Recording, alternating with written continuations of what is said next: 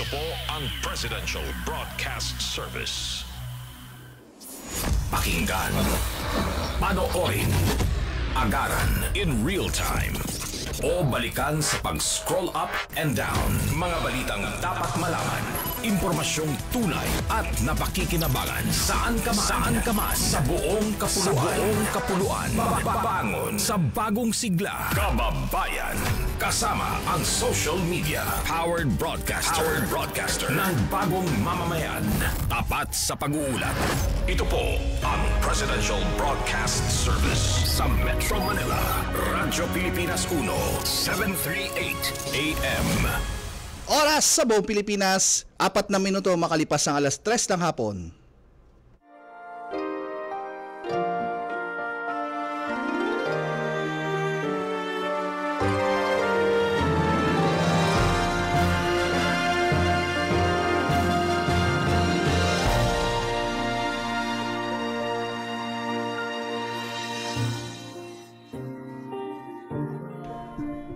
Magandang hapon po sa inyong lahat at welcome po tayo sa ating programang Kalinga Hatid ng Red Cross sa Radyo Pilipinas. Ngayon pong araw ng Linggo, May 12. At sabi nga po nila, ngayong araw na to ay napaka-espesyal lalo na sa mga dakilang ina dahil Happy Mother's Day sa lahat po ng mga nanay at talaga nga namang nag-aalaga sa kanilang mga anak. Ang mga nanay natin, inay, mama, yan po, Happy Mother's Day, okay? At ngayon po ay talagang mainit ang ating talakayan, kasing init ng nararamdaman natin ngayon sa labas dahil talaga nga naman ang init ng araw, sikat ng araw, at saka init ng singaw ng lupa, pati ang init na dinadama sa hangin. Talaga nga naman, magkasama yan, 3-in-1 combo. At siyempre inaanyayahan namin kayo na pakinggan at subaybayan nating programa hanggang alas 4 po tayo ng hapon dito po sa Radyo Pilipinas. At siyempre nais nating pasalamatan ang bumubuo ng ating programa mula sa Presidential Broadcasting Service, ang ating Director Bong Aportadera, Station Manager Alan Alyanige, ang iba pa nating kasama si Sir Ray Sampang at si Sir Maki, at ang nasa technical side Orly Lopez, at ang Joy ng Radyo Pilipinas, Joy Timidan. Yan. At sa Philippine Red Cross, ang ating Chairman and CEO, Richard J. Gordon, ang ating Vice Chairperson, Governor Corazon Alma de Leon, at ang ating Secretary General Dr. Gwen Pang, at syempre, ang iba pang Board of Governors natin, at ang ating mga Board of Directors sa mga chapter, kasama ang kanilang mga administrator, at ang mga Red Cross 143 at Red Cross Youth. Sama-sama tayo, pakinggan ang ating programa, mag-like po tayo, manood po tayo sa ating Facebook Live, Radyo Pilipinas, Kalinga Hatid FB page, at syempre tayo napapanood sa ating For the Box 45 to 49, tama ba? At saka sa yung isa pa. Okay, at hindi na natin patatagalin pa, makakasama po natin, ang lagi natin kasama dito po, via Zoom, ang ating Vice Chairperson, Governor Corazon Alma de Leon. Gov Cora, Happy Mother's Day po. Yes, thank you. At for this special program, we have a special message from retired Chief Justice Hilarion Davide Jr. when he wrote, "We celebrate today, Sunday, the 12th of May, the solemnity of the ascension of our Savior Jesus to heaven and Mother's Day. Happy Mother's Day to all mothers. Amidst the heat of El Nino, let us find strength, comfort, joy, and peace with these lines of a song. I need thee every hour, most gracious Lord, and other voice but thine can peace afford. I need thee every hour, teach me thy will, and thy rich promises in me fulfill. I need thee, oh I need thee, every hour I need thee. Oh bless me now, my Savior, I come to thee. Now seated at the right hand of the Father." Ito ang magandang message sa atin for Happy Mother's Day. Opo. At tuloy-tuloy na tayo. Yes po, ma'am. Maganda yung ating programa ngayong hapon. Yes, opo. At talaga nga naman, Gov Cora, talagang pinigyan tayo ng pagkakataon ng itong mga isang chapter natin mula sa National Capital Region, Gov Cora. Alam nyo, habang tayo ay magpoprograma, ay sila ay nagkakandak ng isang bloodletting dyan sa kanilang chapter, Gov Cora. Ganyan sila kasipag ngayon. At syempre, ito na po ang ating mga featured chapter ngayong buwan ng Mayo. Syempre ang Pasay City Chapter. At makakasama natin sa pangunguna ng kanilang chairman, ng board of director nila, ang chairman ng Pasay City Chapter, Dr. Josepino Adiao. Magandang hapon, sir. Greet po kayo.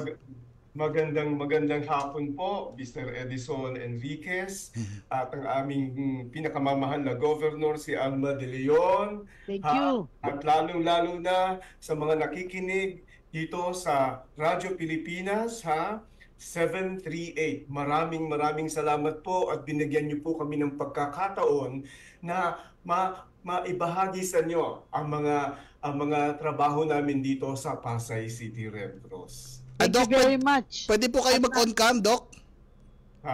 Pwede kayo mag-on cam? Yan. Yan, wow. Thank you very much. And now we also have the OIC Chapter Administrator, Virginia B. Arieta. Pwede na mag-greet si Virginia Ma'am G. Arieta. Magandang hapon, Ma'am G. Happy Mother's Day. Yes, thank you. Magandang hapon, Sir Edison and Gov. Alma de Leon. Magandang hapon po sa inyo at kay Governor Jay Halandoni, kay Chairman Gordon and ating SecGen Gwen Pang. Magandang hapon po sa inyong lahat. At meron din tayo si Mr. Carlos de Guzman, Chapter Youth Council Representative. Paki-greet na lang, Carlos. Yes. Go ahead. Good afternoon, Sir Carlos. Good afternoon po. Good afternoon po, Sir Enriquez, Gov. Cora. Good afternoon din po, Chairman Gordon, Ma'am Gwen Pang. Good afternoon po, everyone. Thank you po sa opportunity para makapag-share kami dito sa Radyo Pilipinas. Ayan po. Okay. Simulan na natin. Thank you, Dr. Josepino Adiao. He is the chairman of the board of directors. Baka pwedeng i-identify nyo sino-sino mga miyembro ng board of directors ng inyong chapter para naman mag-greet natin sila. Malaman. Sige, go ahead. Salamat po, Governor Alma de Leon. Alam niyo po, ang Pasay City Chapter ay isang sub-office ng Rizal Chapter noong 1947. Yes. Naging independent lang ho niya noong 1951. Ibig sabihin, kami po ay magse-celebrate ng 73 years this coming July 28. Wow! Invited kami. Napakaswerte ho namin dahil nung Abril 17, 2009, kami po ay nakapagpatayo ng magandang building. Yes. Ito po ay kasama po namin ang aming kagalang-galang na chairman, si Chairman Richard Gordon, ang aming chairman noon ng Board of Directors, si Dr. Cesar Santiago, at ang aming chapter administrator, si Miss Adelina P. Castillo. Dahil ho sa some turns of event, noong November 1, wala na ho sa amin si Adele, na ilipat na ho sa Cavite, at ngayon po ay meron po kami napakasipag at aming pinakamamahal na bagong OIC chapter administrator, si Miss Virginia B. Arieta. Ayun. Bali, total po kami ng 13 staff at volunteer. Mm-hmm. Malaman ninyo bago ko mag-present ng aming mga tauhan, ito po yung aming accomplishment nung siguro 2024 na lang po magmula. Yes. Pero para ho sa mga first aid at saka sa basic life services na mga lecture na ginagawa namin, kami po ay nakapaghatid na sa mga tao ng 656 na tao. Sa membership naman po, wala pa hong kalahati ng taon, kami po ay meron ng 10,120 members na bago. At dun ho sa aming blood collected na, kasi ho kami ay blood collection unit ng Philippine Red Cross.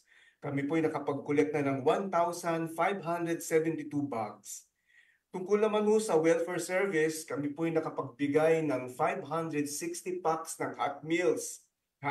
Kami po ay nakatulong talaga sa 203 families. Yan po ay kinabibilangan ng 5 barangay. Barangay 184, 178, 157, 96 at 56. Ang mga kinabibilangan po ng Board of Director, kami po ay merong 21 na elected members. Ito po ay kinabibilangan ni na Mr. Enrique Q. Lagdameo Jr., Dr. Mercedita Bariso, Miss Elaine Gardiner, Mr. Ian Van Dibel, Mr. Nick S. Reyes, Attorney Arturo L. Chu, Attorney Marco Q. Lagdameo, Mr. Benito K. Tan, Miss Alma H. Balyong, Dr. Rosalinda V. Tongco, Mrs. Alicia G. Benzon, Mrs. Milagros N. Ignacio, Dr. Estrelita V. Putian, Mr. Valencio T. Jo, Mr. Rafi N. Hernandez, Mr. Cesar C. Carrion, Miss Pauli Antoinette V. Porques, Miss Carolina Y. Matsuda, Dr. Jose Ko, Jaimalin II, Mr. Nilo M. Del Prado, at Dr. Bijoktan Sales. We have 3 mandated members from DepEd, our Superintendent, Dr. Joel T. Torrecampo, our City Health Officer, Dr. Chong Eng Ronald T. Tan, aming Commanding General of the Philippine Air Force, Lieutenant General Stephen B. Parello, and 1 Chapter Youth Council Interim President, Mr. Ramon Carlos de Guzman. Ang bumubuo po sa amin ay halos 26. We have a very supportive mother, talagang ina ng aming Pasay. Ito po yung aming kagalang-galang na Mayora, si Mayora Emi Calixto Rubiano. Hindi rin po patatalo sa support ang aming kagalang-galang na congressman na si Honorable Antonino G. Calixto at ang aming Vice Mayor, ang kagalang-galang na Vice Mayor si Ding Del Rosario. Wow! Parang nagre-report sa Congress si Dr. Adyaw. Talagang napakagaling. Salamat. Kahanga-hanga. Paano kami palaging inspired ni Dr. ni Ma'am Alma? Biruin mo sa edad mo niyan, andyan ka palagi. Always there. Always ready. Mahal ka talaga ng Red Cross at ng mamamayan. Talagang Thank you. You're driven to serve. Thank you, thank you. Tama, idol natin si Gov. Idol natin yan. Idol natin. At talagang maraming beses na ako nakapunta sa Pasay. Nakita ko at nakatulong din naman sa akin sa Pasay dahil pagsakaling off-on driver ko, umuwi sa probinsya, ay si Edgar ng Pasay ang nagdadrive sa akin. Pero sige, to carry on, gusto kong malaman nila na ang Pasay City Chapter na Red Cross ay anong address nga nadadaanan to pag pupunta sa airport? Opo, ito yung madaling puntahan Ito po yung tramo. Ito po yung 2345 CAA compound. Ito po yung parang tramo na papuntang ito po yung malapit sa Sargento Mariano na sementeryo. Yes. At nakapasok, pagbaba nyo ng tulay, ay merong isang malaking cross. Yun na po ang Philippine Red Cross Pasay City Chapter. Hindi ho namin matanggal-tanggal ang pulang cross na yon. Yun po ay part na ho ng Philippine Heritage. Yun, kaya inuro nga po ang building dahil dun sa Red Cross pong yun. Madaling makita. Opo. Like anything else, palaging tinatanong ng chairman para makita ang capacity ng Red Cross. Ano-ano yung mga kagamitan nyo ngayon na merong chapter? Siyempre, may ambulansya, kung ano-ano meron kayo. Opo. Siguro i-share ninyo, both of you. Pati si Virginia mag-share. Virginia. Opo. Gov, sa ngayon po, meron tayong 2 ambulansya. Yes. Meron tayong 2 commuter vans na ginagamit natin sa ating services din. We have 1 Hot Meals food truck van, 1 Innova, at meron po tayong isang motorcycle na bigay ng ating Chairman Gordo na gamitin nating pang-deliver ng blood. At yan po ay nakakatulong din sa ating recruitment, sa ating pong delivery ng mga membership. Napakalaking tulong po ng ating mga sasakyan. Alam mo, on that note, nakita ko when I went to Italy, yung Red Cross ng Italy ay merong nasa airport. Naisip ko lang, baka pwedeng ang Pasay City Red Cross ay on call sa airport yung pagka-emergency sa airport kasi accessible na accessible kayo. Maganda siguro makita ang presence ng Red Cross sa airport diyan sa Pasay kasi coverage nyo naman ang Pasay di ba? Ang Opo. airport. So siguro Opo. pakita nyo doon maybe ang hotline ng Red Cross para madali kayong tawagan. Kasi mahalaga ito. Ngayon, of course, if the chairman were here, ang unang tatanong, kumusta ang 143 volunteers? At nandyan ang ating Red Cross Youth Council, no? Ikwento mo naman kung ano na ang ating Red Cross 143. Kasi yan ang masasabi nating napaka-importante na ginagawa ng Red Cross ngayon para mapalaganap all over the country ang yung mga kabataan ay meron tayong Red Cross 143. Go ahead, Carlos. Ayan po. So, salamat po, Gov. Cora. So, ngayon po, ang Red Cross Pasay po ay may halos 5,425 na RC-143 volunteers. So, sa 201 na barangay ng Pasay, meron kami halos 5,000 na volunteers na ready rumisponde kung sakali may mga sakunang darating. Pagdating naman sa mga schools natin, sa mga Red Cross Youth Councils natin, para sa pag-empower ng mga kabataan natin, meron po tayong 29 councils. Included na po doon ang 19 na elementary schools, 8 na senior high school, 1 college, tapos isang community Red Cross Youth, which is yung chapter-based na council. Tapos ngayon po, ang ating 143 at ang mga Red Cross Youth ay laging nangunguna pagdating sa pagresponde tuwing may disaster tayo dito sa Pasay. Kadalasan po kasi sa Pasay, meron tayong mga sunog, may mga iba't ibang mga disasters. Tapos ang ating RC-143 volunteers, sila mismo ang nagre-report papunta sa chapter kung sakali may mga kailangan na tulong at kung anong pwedeng ma-provide ni Red Cross. At saka may group chat ang mga team leaders ng bawat isang RC-143 sa bawat barangay. Kaya mas madaling nasa-send natin papunta sa yung mga pictures, yung mga videos, kung ano mga nangyayari at kung paano re-responde sa parating sa chapter papunta sa operation center po natin.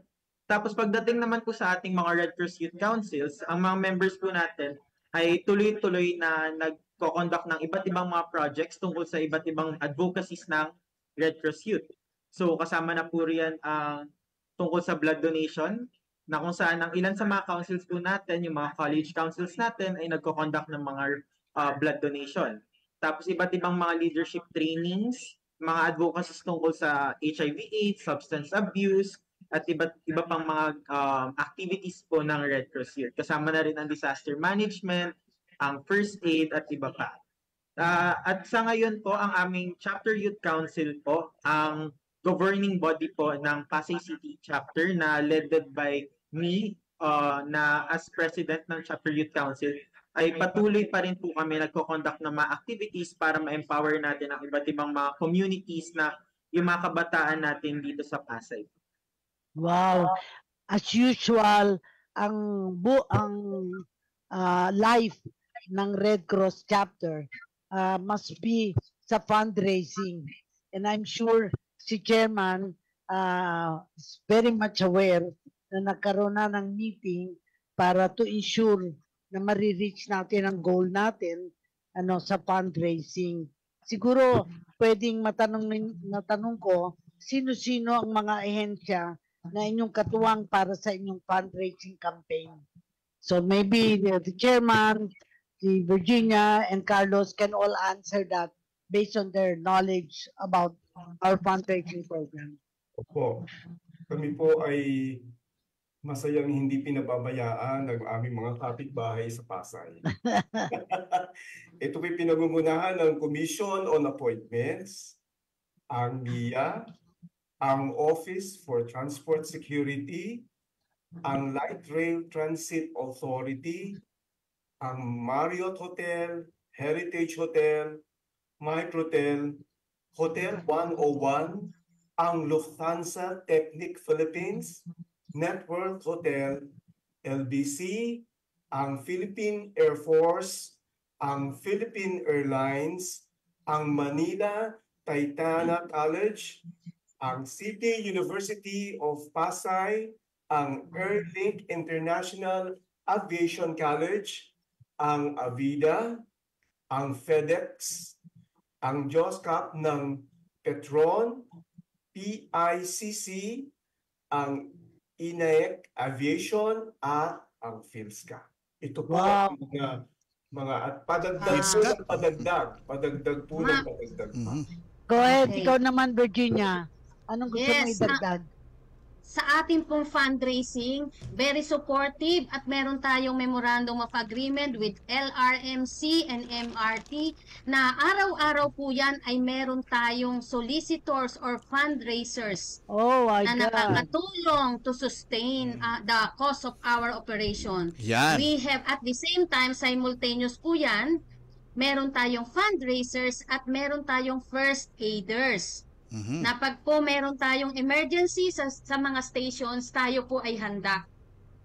Ayan. Oo, na nakikita ko tumulong nga sa meron ating kayong mga pasaheros. ano Ikaw sa naman, LRT. Edison. Apo.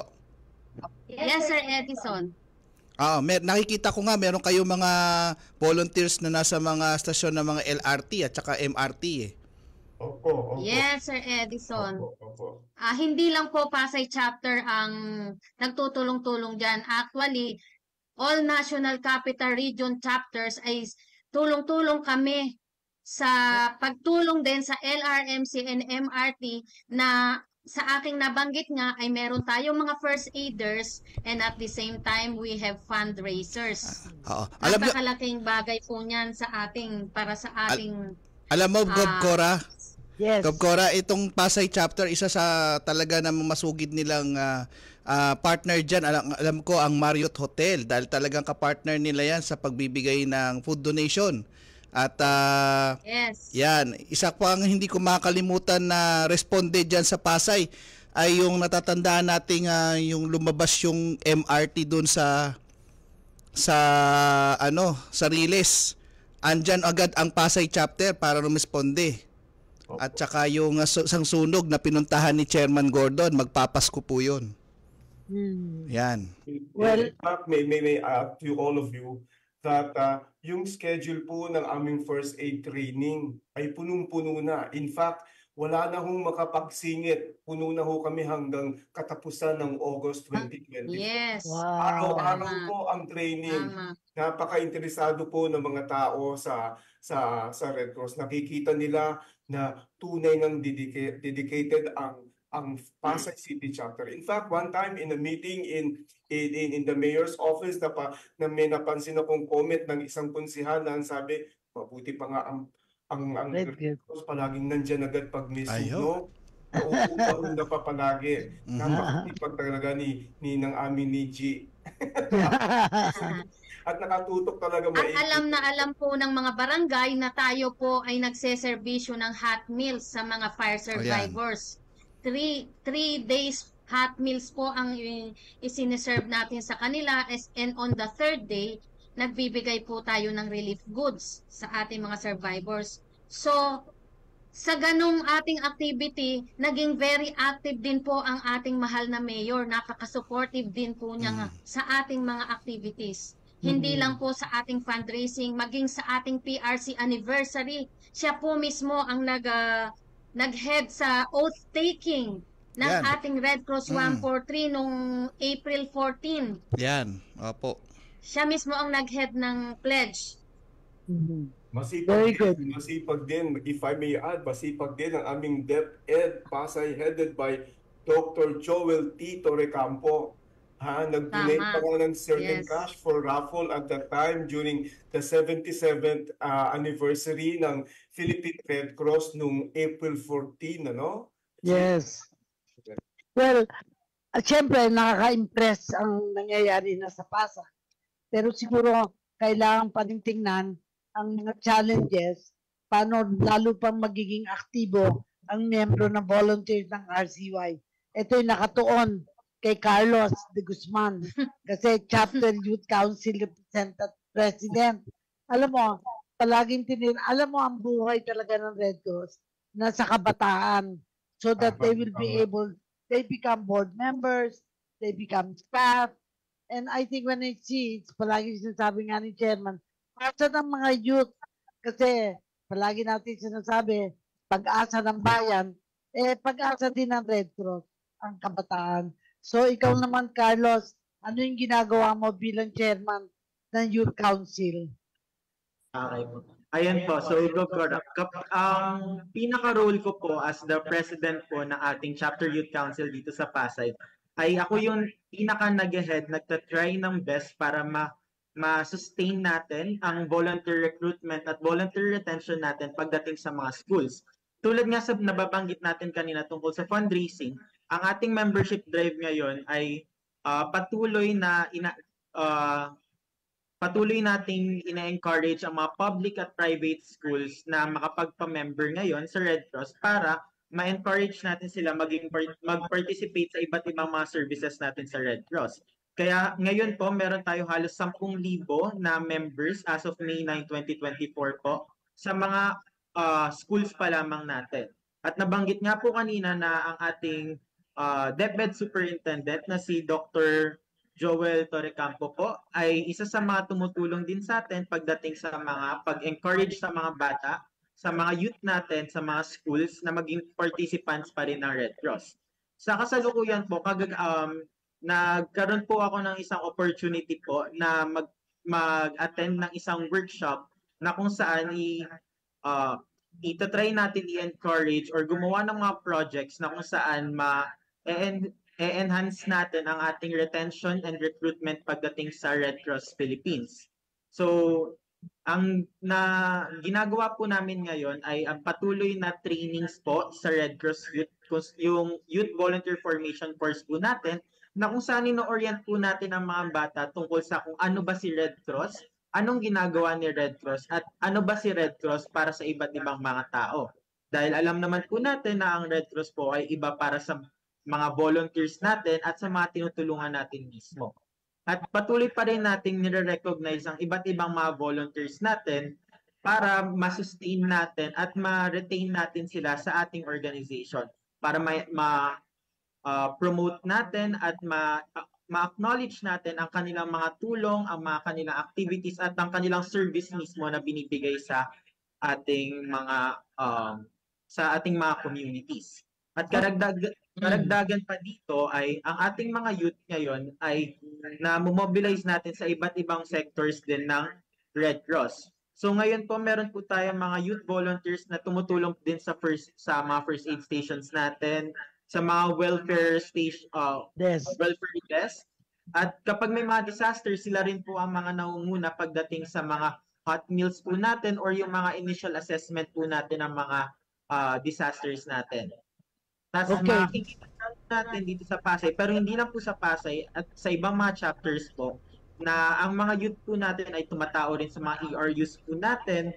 So basically po, ang ating Red Cross Youth or ang ating kabataan ay may kita mo sa iba't ibang mga services ng Philippine Red Cross. At karagdagan dito ay may iba't ibang ma-advokasya ang mga kabataan natin at sumasali sa Red Cross na yun yung magiging guide nila or yun yung magiging drive nila kung ba't sila magsistay sa organization. Great. I think magbe-break muna tayo, Edison. Yes po, magkakaroon po tayo ng maikling commercial break. Kayo po mga nasa Zoom link, stay tuned lang po kayo, huwag kayong bibitaw dyan at magbabalik po tayo sa ilang mga paalala. Pinangunahan ni Pangulong Ferdinand R. Marcos Jr. ang paglulunsad sa National Fiber Backbone Phase 1 na siyang magpapabilis ng internet connectivity service sa ating bansa.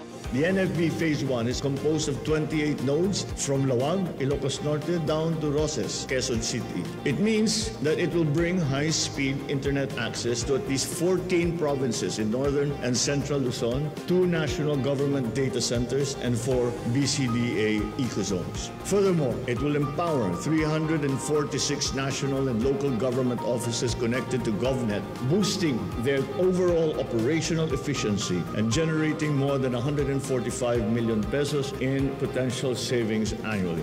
Sinabi ng Pangulo na ang mabilis na internet ang siyang backbone ngayon ng kalakalan at komunikasyon. Kaya naman, ang proyektong ito ang tugon ng pamahalaan para makasabay tayo sa digital era. Nationally, this is the infrastructure that will open employment opportunities, improve market efficiency, attract foreign investment, and stimulate livelihood across the different sectors of our economy and our society. It will allow the state to guarantee the people's enjoyment of the internet as a basic human right. Para sa iba pang mga balita at impormasyon, manatiling nakatutok. Tapat sa pag-uulat, Radyo Pilipinas. Sa likod ng mga ngiting hindi pinapahalata ang pagod, naroon ang sakripisyo, pag-aaruga, at pagmamahal na walang hinihintay na kapalit. Basta para sa pamilya, lalo na sa mga anak, lahat ay ibinibigay, kahit wala na, para sa kanyang sarili. Kaya naman sa araw na ito, we celebrate you. We want to tell you, we appreciate you. Always. Happy Mother's Day to all selfless mothers mula sa Presidential Broadcast Service at Radyo Pilipinas. Okay, nagbabalik po tayo sa ating programang Kalinga Hatid ng Red Cross sa Radyo Pilipinas. Ngayong ikalawang parte na po tayo ng programa. Meron lang po tayong ibabalita dito na ang Philippine Red Cross ay kabilang at syempre kasama natin kanina sa naganap na Peace of San Roque dyan po sa lungsod ng Valenzuela. Sila po ay nagtayo ng first aid station, water station, hot meals, food patrol at ito po ay sa pagdiriwang ng 262 years ng Peace of San Roque at tayo ay nakapag-cater ng mahigit 1,400 beneficiaries at sa mga nabigyan din natin ng tubig, 2,000 individual serves sa 720 liters po yan. At sa first aid station natin, tayo ay nakapagbigay ng blood pressure sa 52 na tao at kasama po dyan yung paglilinis sa mga nasugatan at saka yung mga nahilo. At kahapon din po ang ating Malabon chapter ay nagsama rin dyan sa Tambobong Indakan Festival at nagkaroon din po sila dyan ng first aid station doon po sa loob ng Malabon Sports Complex. Gob Cora, mabalik po tayo. Kasi I think this portion, medyo getting to know you, no?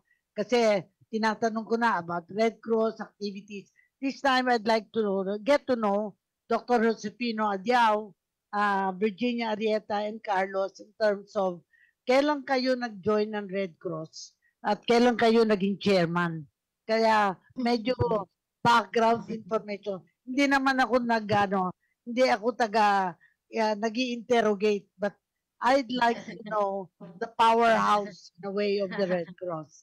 So I'd like to begin with you, Dr. Adiao. How long have you been with Red Cross and what do you see? Go ahead. Maraming salamat po, ma'am. Naalala ko, dalawa magkasama nag-lecture sa Subic Bay noon, dala-dala ni Adele. Yes. O noon. Yun po ibain yan noong time na yun. Kami po, ako 30 taon nang kasama sa Red Cross. Papunta na po 31. Nabigyan na po ako ng award for that. Okay? Ano ba sasabihin ko? That I'm now chairman magmula nung nagkaroon ng COVID. Opo. Yes. So 2021. 21 yes. 2021 ako po ay naging chairman ng Philippine National Red Cross. Ako po ay nagpapasalamat sa suporta na ibinibigay ng aking grupo dun sa Board of Directors, lalo-lalo na po ang napakasipag at pinakamamahal naming chairman na aming administrator si G. At ang mga staff ho doon na 13, lalo-lalo na rin ang support ng National Headquarters laki na pinangungunahan ni kanang kagalang-galang na Governor Richard Gordon. Yes.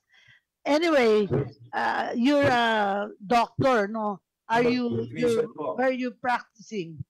Yes, I used to practice at San Juan de Dios, but now I have my own private practice. I'm almost retiring. I'm I'm going into 64 years old already. Hindi Bata na ako pa. hospital. Bata pa. Bata pa sa Red. At saka walang tumatanda sa Red Cross. Yes, correct. Katulad niyo po, ma'am. Thank you.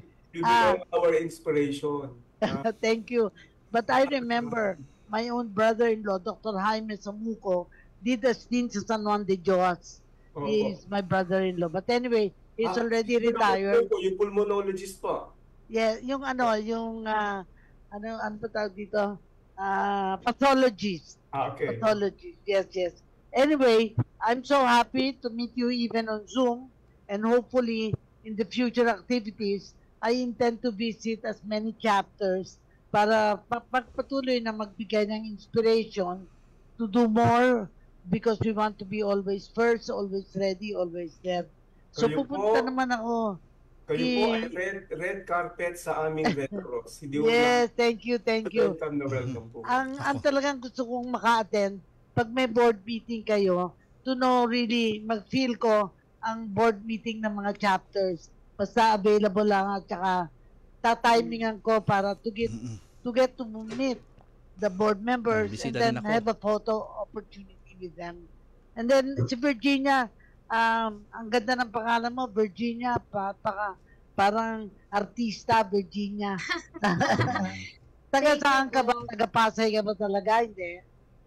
Ako po, Gov Alma, ay tubong Cavite. Wow.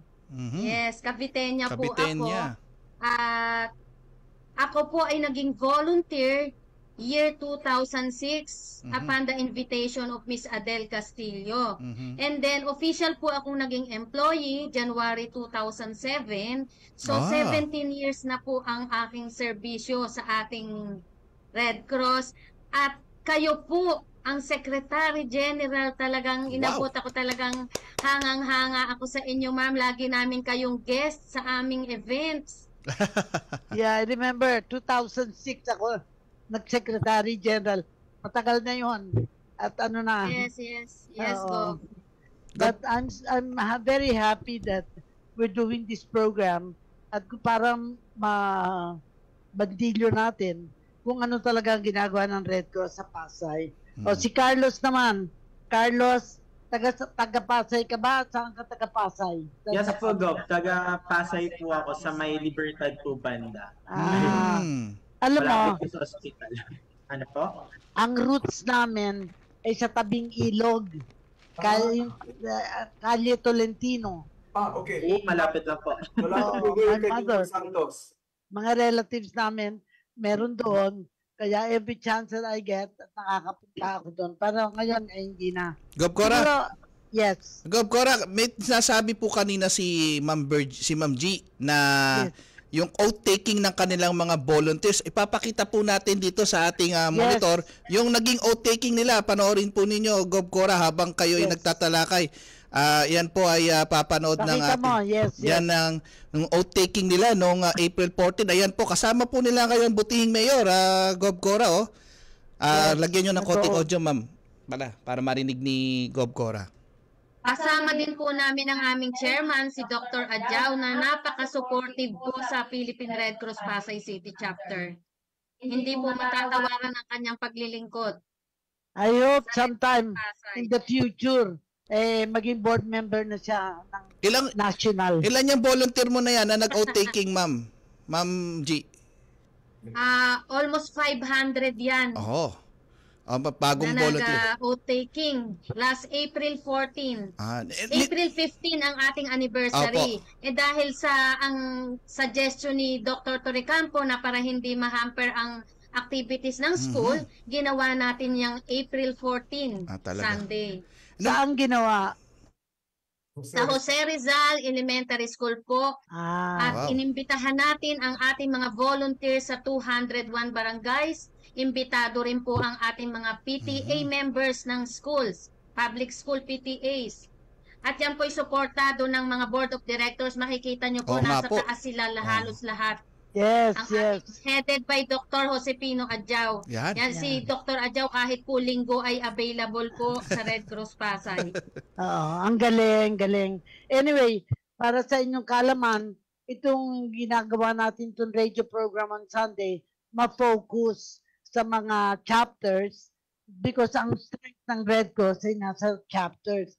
Plus at the same time, we intend to invite the foreign delegates dito para makilala nyo at makapunta din sa chapter ninyo. Kasi dapat ipagyabang natin ang mga chapters, functioning chapters, para may pagpatuloy natin ang pagpapalaganap ng kaalaman ng mga tao tungkol sa Red Cross. So siguro ngayon, ang tatanungin ko na lang sa inyo, although na-mention nyo na, yung ugnayan ninyo sa local government at saka sa barangays. Kasi nakikita ko na kailangan hindi tayo government, but still we need the support of local government and the barangays para maging malakas talaga ang ating Philippine Red Cross. Maybe you can mention yung barangays na outstanding sa inyo, na sa inyong experience, maganda ang pinapakita ng mga barangays na yon. Go ahead. Virginia. Yes, Gov. Yes. Napakapalad po ng Red Cross Pasay at napaka-supportive po ng ating Honorable Mayor Imelda Emmy Calixto Robiano, ang ating Congressman Antonino Calixto, ganun din ang ating Vice Mayor na si Ding Del Rosario, 10 na mga konsehal, lahat po sila ay very supportive sa ating programa at mga activities. Dahil po very visible din tayo sa barangays, kaya ganun din po ang mga barangay na inspired din sila. Sa ating pong 201 barangays, meron na po tayong complete na 44 volunteers sa 48 barangays.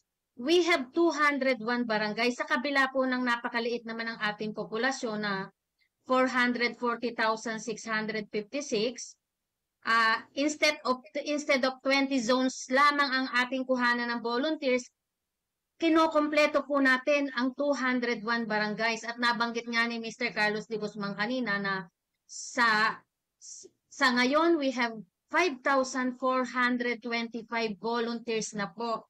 At araw-araw po yan ay nadadagdagan.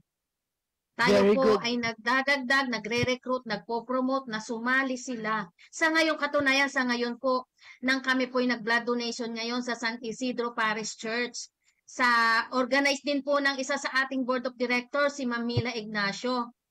Nagkaroon po tayo ng membership campaign doon, and at the same time, yung mga member at donors ay inimbitahan ko na rin pong personal na sumali sa Red Cross 143 volunteers natin. So nadagdagan na naman po ngayong araw ang ating mga volunteers sa Red Cross. So yung nabanggit nyo po na tinatanong nyo na talagang ang mga barangay na very active sa atin.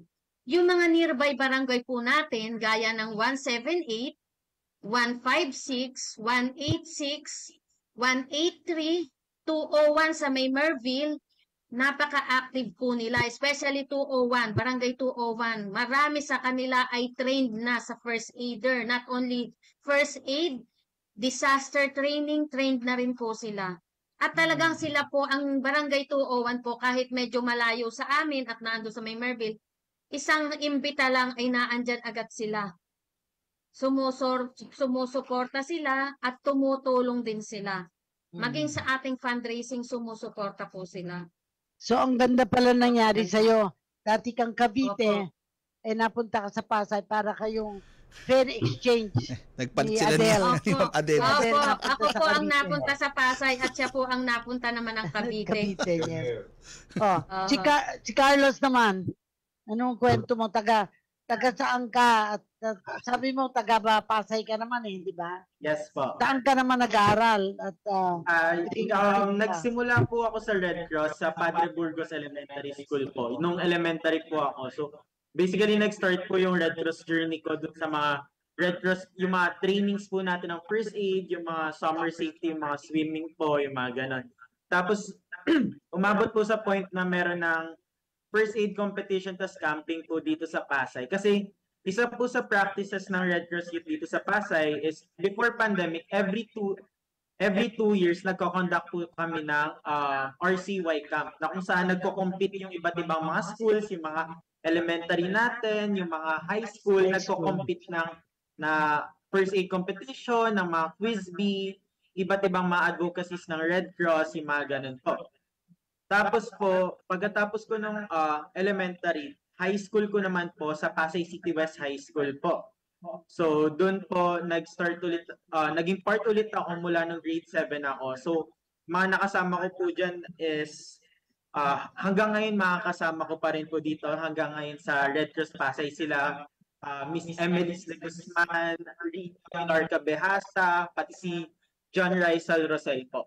Sila po yung mga nakasama ko mula nung high school ako, mga nakalaban ko po nung elementary. Tapos nito naging high school kami, sumali po ulit kami sa camp, tapos nakipag-compete po ulit. Then after a while po, nag-start na po kami mag-volunteer dito sa Pasay chapter. Naging chapter-based volunteers po kami, mga naging Red Cross Youth Instructors, tapos kami yung kadalasang namamobilize po sa iba't ibang mga services noon. Tapos nung pagdating ko po ng senior high school, nagpa-participate naman na po kami sa mga events ng national headquarters po, nag-working committee kami, nag-volunteer kami to help sa national headquarters. Then pagdating po ng college ko po, dito po nagkaroon kami ng mga training. Unfortunately, ito yung pandemic po. Yes. Pero during the pandemic, ang Red Cross Youth po natin ay isa sa mga pinaka namomobilize natin. Kami po yung mga natawag para maging mag-volunteer sa 1158 po sa NHQ, yung hotline po natin, as well as yung mga vaccine drives po natin, yung mga bakuna bus po natin, bakuna stations, yung mga ganun po ng COVID vaccines. So ilan po kami sa mga namomobilize po para po sa pagtulong natin sa resilience ng ating mga communities. Wow. Tapos na nagkaroon naman po ng isang training po na naging national trainer naman na po ako around the Philippines po. So right now po namomobilize po ako sa iba't ibang regions po ng Luzon para makapag-train ng mga Red Cross Youth ng tungkol sa leadership, tungkol sa history ng Red Cross, tungkol sa mga iba't ibang mga programs po ng Red Cross Youth. Kasama na po dyan yung mga ina-advocate natin na Pledge 25, yung mga blood donation po, first aid, disaster management, and all po. Tapos right now po, nag-start naman po ako mag-act as the Chapter Youth Council President around 2019 po. So ako po yung nag-represent na po ng youth ng Pasay pagdating sa Area 4 po or sa Greater NCR region po. Sunod naman po, nag-start ako umupo sa board last 2023 po, last year. So, ayun po. Naupo po ako sa tuwing may board meetings po, tas recognized po ako as a member of the board of directors po. Yes. Then Yan ang gusto natin Pag-elect young people. Yes. Well, anyway, I think time pa ba? Yes, go ahead. Virginia, go ahead. Very proud to say po na si Mr. Carlos de Guzman ang nag-represent sa Philippine Red Cross sa Red Cross Youth International Network sa Thailand. Ayun. Wow. Last April 27 to May 3 this month. Kararating lang po niya. Siya po ang ipinadala ng ating chairman na nakapasapot, nag-qualify to attend in Thailand. Congrats. Yes. Isa po siyang medical student. Sige. Gob Cora. Pag naging doktor ka, pag naging doktor ka, lalo kang kailangan ng Red Cross. Go ahead, Edison. Gob Cora, magbigay na tayo ng, I think, goodbye. Hindi, isang tanong na lang para sa kanila lahat. Alam ko, yung paborito nyong tinatanong sa kanila lahat, Gob Cora, yung mga naging challenges nila. At sa akin, yan.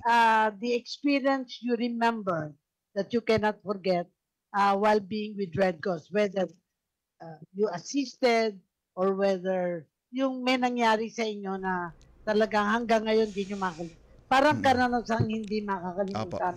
Parang MMK na anong karanasang hindi makakalimutan. Go ahead. Start tayo kay Dr. Diao. It was Yolanda that time. Masyadong baha sa area rin namin. Pero hindi naman nagbabaha. Inaabot yung aking place dito sa may FB Harrison. Pero nangangailangan noon ng volunteer at that time dahil kailangan isakay sa 130 ang lahat ng mga donation na binigay ng iba't ibang mga LGU, kasama Yes. na yan pati ang Japan. So, I was there. Pagdating ko doon, may batang maliit na kahahatid-hatid pa lang from Tacloban papuntang Maynila. Kami rin maghapon na noon, gutom ng lahat. Naibigay ko doon sa batang yon yung binigay sa akin kasi karamihan sa kinakain namin yung itlog na nilaga at saka yung saging na nasaba. Ibinigay ko lahat yun at pagbigay ko noon ay tumakbo pa siya. Hinabol ko, sabi ko, kainin mo yan. Hinabol ko, baka ako itatapon. Yung pala, kaya pala siya tumatakbo. Ibibigay niya sa mga kapatid na doon. Yes, At that's the story. tama naman, buti naman nakabutan ng may. Hindi ko makalikalimutan yaan. Sa maliit mong, hindi ko alam kung gaano kataas ng kaligayahan ang naibigay ko dun sa mga bata. When in fact, kung ako kumain ng itlog na nilaga at wala naman yun at that time. Yun ang sinasabi ko sa lahat ng mga tao. That we have to be inspired by situations. Hindi ba? Correct. In your little way, gamitin mo ang serbisyo sa success ng buhay mo. Huwag mong gagamitin ang pera. Ang pera sa pera. Pag wala ka ng pera, walang mangyayari sa'yo. Yes. Pero pag ikaw may serbisyo, meron kang purpose sa buhay mo, may pera ka man o hindi, tataguyod mo lahat ng layunin mo. Well said. Na Red Cross. Talaga. Well said. O ikaw naman, Virginia, and then Carlos. Opo. Ang sa akin naman, ang isang hindi ko makakalimutan na talagang nilakasan ko ang aking loob ay noong pandemic. Talagang nagkaroon po ako ng sakit sa nerve. So during that time na kailangan naming magsama-samang staff dito sa Pasay. So kahit hila-hila ko yung aking legs na talagang pilay ako, pumapasok pa rin ako at hindi ako nag-give up. Hanggang sa ngayon po sa awa ng Diyos, gumaling na. So sa awa ng Diyos, okay naman po. Yun ang very challenging sa akin. Despite my pain, hindi ako bumitaw. Kasi kailangan talaga ang serbisyo natin. Correct. Parang walang iwanan. O sige, Carlos. Opo. Sa akin naman po, yung pinaka-memorable po is etong certain experience na to is yung nagsabi sa akin na nasa tamang organization ako. Na nasa organization ako na may sense, may magagawa. Yes. Kasi during the pandemic, dito ko na-experience, bago pa kami mag-start to mobilize, alam niyo po yung feeling na helpless, na hindi mo po alam yung gagawin, nasa bahay na lang, na nakakalungkot po lahat na nangyayari. Tapos ang Red Cross po ang nagbigay sa akin ng avenue para makapag-provide ng help, makakilos, magkaroon ng sense yung ginagawa ko araw-araw para may magawa po ako para sa society. So, aside from that, nagkaroon pa ako ng ibang mga opportunities para tumulong pa sa iba't ibang mga tao. Halimbawa po yung mga first aid stations po natin, yung mga stations sa mga LRT, yung pag-provide ng clean and potable water kapag may mga water shortage. Ayan po ang iba't ibang mga services na na-provide ko through Red Cross na hindi ko in-expect way back na magagawa ko pala, na may sense pala yung may mga magagawa ko. Amazing. As well as sa mga kabataan. Kasi yung mga notable na ginagawa namin sa Red Cross. At para sa inyong tatlo, yung poem ni Rabindranath Tagore ang babasahin ko. Where mind is without fear and head held high, where the world has not been broken to fragments by narrow domestic walls, where tireless strivings stretch their arms toward perfection, where the mind is led forward to thee into ever-widening thought and action, into the heaven of freedom, my Father, let my country awake. Ang sagot ninyo, my Father, isingin natin ng Pasay. Let Pasay City awake. At talagang pinakita nyo, nagising kayo ang Red Cross sa Pasay City. Wonderful, wonderful. Thank you very, very much for joining us this Sunday afternoon. Thank you. Hope to see you Yeah. in your board meetings in the future. Happy Ako. Mother's Day po. Happy Yes, Mother's Day, thank you, Gov thank you. Cora. Ako masasabi ko, Gov Cora. To see you po. Noted, ma'am. I-inform namin kayo sa board meeting. Yes, thank you. God bless. Gov Cora, ako masasabi ko, God bless you too. Ikaw. ang masasabi ko sa Pasay ay may buhay sa Pasay. Hi, thank you, Sir Edison. Hindi At- pwedeng patay. Sige. Bye-bye. Thank you. Okay, ito Bye dyan. po. Bye po. Maraming salamat sa ating mga naging kasama ngayon ng Pasay City Chapter. Siyempre ang kanilang Dr. Josepino Adjao, kanilang Chairman Board of Director, Virginia Arieta, OIC Chapter Administrator, at si Carlos de Guzman, Chapter Youth Council President. At yan na po ang ating programang Kalinga Hatid ng Red Cross sa Radyo Pilipinas ngayon pong May 12. Happy Mother's Day at susunod na po ang pagbabalita hatid ni Albert Sebastian at kasunod po ang programa ni Vance Fernandez, Pulso ng Pilipino. 1 minuto bago mag alas 4 ng hapon. We know you're always